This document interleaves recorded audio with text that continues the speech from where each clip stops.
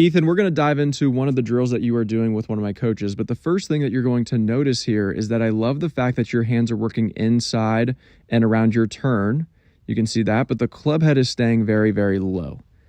Okay, so that's going to cause a couple things to happen. One, it's going to cause you to get too shallow or flat halfway back where the shaft is looking outside the ball. 99% of touring professionals like Scottie Scheffler, Tommy Fleetwood, Justin Rose will have a shaft looking right back at the ball or slightly inside the ball. Now, the other thing that it's going to cause you to do is lack leverage in the shaft. Okay, the shaft's going to be pointing straight up to the sky. You're going to then have to lift your hands and arms up to the top and late hinge.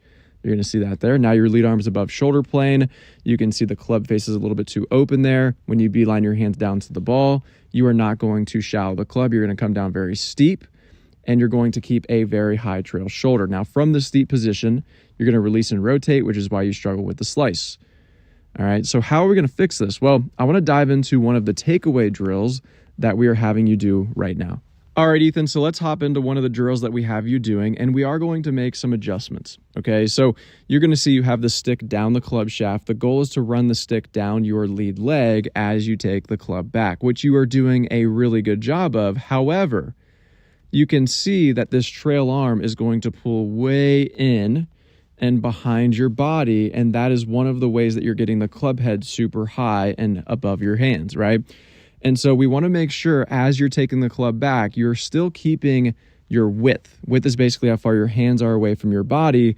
I do not want you to pull this trail arm in and behind you. I actually want you to keep a slightly straighter trail arm. It's going to feel like your arms are dead straight together, okay, because you are pulling this trail arm in and behind you a little bit too much. But overall, you are running the alignment stick down your lead leg, and you can see that gets the club head to be hinged up a little bit more. So we just had to make a minor adjustment, which is super normal when you are trying out a new drill, which is why if you're somebody without a coach, you should have a coach that's looking at all of your drills, because Ethan, if you're doing all of these drills wrong at your house, then you're not getting any better. Okay, so if you're somebody serious that wants to improve and you want your drills checked, comment the word VIP below and I'll send you a DM.